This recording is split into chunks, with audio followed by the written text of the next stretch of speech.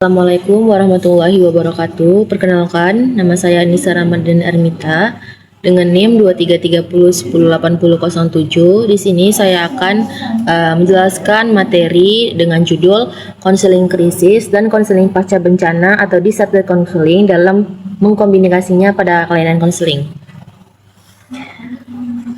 Baik, yang pertama pengertian konseling krisis. Konseling krisis adalah penggunaan beragam pendekatan langsung dan berorientasi pada tindakan untuk membantu individu menemukan sumber daya di dalam dirinya dan atau menghadapi krisis secara eksternal.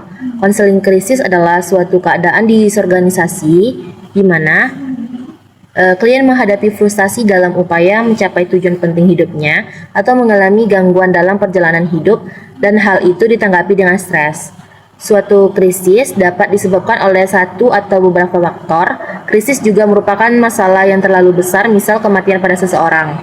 Konseling krisis merupakan upaya pemberian bantuan dari konselor kepada konseli yang sedang mengalami tekanan yang berpengaruh negatif terhadap kemampuan konseli untuk berpikir, merencanakan, dan mengatasi masalah secara efektif. Konseling krisis bertujuan untuk mengembangkan kemampuan individu yang mengalami krisis sehingga memiliki pemahaman positif terhadap masalah dan memiliki kemampuan mengatasinya. Konseling krisis berbeda dari konseling sekolah biasa dan memiliki tujuan tertentu, yaitu adanya penekanan khusus pada strategi yang diperlukan dalam konseling krisis. Hal ini berguna untuk membantu seseorang yang berada dalam situasi krisis. Seorang guru BK atau konselor akan menyesuaikan teknik yang digunakan dalam konseling krisis atau konseling biasa tergantung pada jenis krisis, usia konseli, dan spesifikasi dari jenis krisis.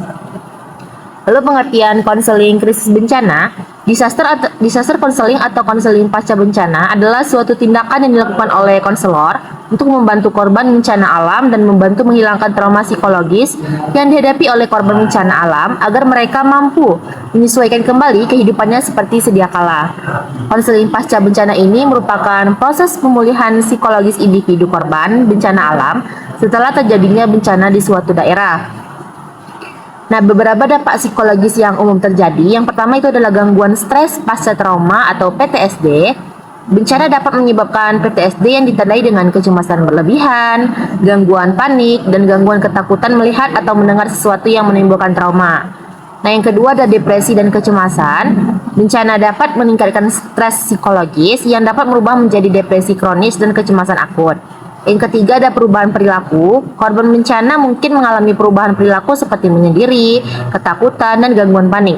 Nah, yang keempat ada kehilangan emosi dan kognitif.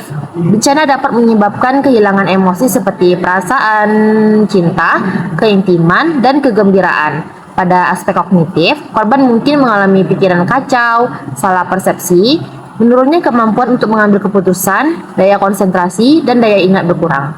Lalu yang terakhir yaitu trauma dan penyesuaian. Dampak emosional bencana dapat berlangsung lama, berupa trauma dan problem penyesuaian dalam kehidupan personal, interpersonal, sosial, dan ekonomi. Lalu peranan konselor dalam psychological first aid pasca bencana. Yang pertama, memberikan dukungan emosional. Konselor membantu individu mengatasi trauma dan stres dengan mendengarkan secara empatik dan memberikan dukungan emosional. Lalu yang kedua, menilai kebutuhan. Konselor melakukan penilaian awal terhadap kebutuhan psikologis dan emosional korban bencana untuk menentukan intervensi yang akan diperlukan. Lalu yang ketiga, ada memberikan informasi dan pendidikan. Konselor memberikan informasi tentang reaksi normal terhadap bencana dan cara-cara untuk mengatasi stres serta menghindari perilaku berisiko. Yang keempat, membantu koneksi sosial. Mereka membantu korban membantu kembali jaringan sosial dan dukungan komunitas yang dapat memperkuat ketahanan mereka. Lalu yang kelima ada mengidentifikasi kasus yang membutuhkan bantuan lanjutan. Konselor mengidentifikasi individu yang mungkin memerlukan bantuan psikologis lebih lanjut dan merujuk mereka ke layanan yang lebih intensif jika diperlukan. Lalu yang keenam ada mengurangi stigma. Konselor berperan dalam mengurangi stigma terkait dengan masalah kesehatan mental, mendorong orang untuk mencari bantuan dan mendukung pemulihan. Lalu yang ketujuh, membantu merasa nyaman dan aman. Konselor membantu korban merasa nyaman dan aman melalui intervensi psikologi awal, seperti memberikan dukungan emosional dan fisik yang dasar. Lalu yang kedelapan, menghubungkan dengan orang yang bisa membantu. Konselor menghubungkan korban dengan orang-orang yang dapat membantu sesuai dengan kondisi yang dibutuhkan seperti keluarga, teman, atau relawan. Lalu yang terakhir, memberikan informasi dan dukungan. Konselor memberikan informasi yang dibutuhkan dan menyediakan dukungan psikologis dasar seperti kebutuhan dasar seperti makanan, minuman, kesehatan, tempat berlindung, dan juga arah untuk masa depan setelah mengalami bencana. Lalu ada tahapan pelayanan konseling pasca bencana. Yang pertama ada tahap awal konseling, di mana konselor harus berfokus pada usaha membentuk relasi dengan klien. Ini mencakup usaha melibatkan klien pada suatu kerjasama untuk memulai proses konseling sehingga sasaran-sasaran dapat tercapai. Lalu yang kedua, tahap kerja konseling. Yang pertama, penjelajahan. Dalam konseling traumatik, konselor perlu menggali semua hal yang dikemukakan oleh klien. B. Penafsiran. Konselor menafsirkan bagaimana penyebab terjadinya trauma pada klien. Yang C. Konstruksi. Dalam konseling trauma, ini hal-hal yang perlu dilakukan oleh konselor adalah mengembangkan resistensi untuk memahami diri klien. Nah, yang ketiga atau tahap terakhir yaitu tahap pengakhiran konseling. Dalam tahap pengakhiran konseling ini, konselor perlu melakukan penilaian terhadap proses konseling yang dilaksanakan. Konselor perlu melihat apakah klien sudah memahami apa yang diberikan selama proses konseling, bagaimana perasaan klien setelah konseling, serta hal apa-apa saja yang dilakukan oleh klien setelah adanya proses konseling. Tahapan konseling pasca bencana dapat dilakukan dengan membangun kedekatan dengan klien yang mengalami trauma. Dengan melakukan pendekatan dan membangun kedekatan, pelayanan konseling akan sangat mudah dilakukan.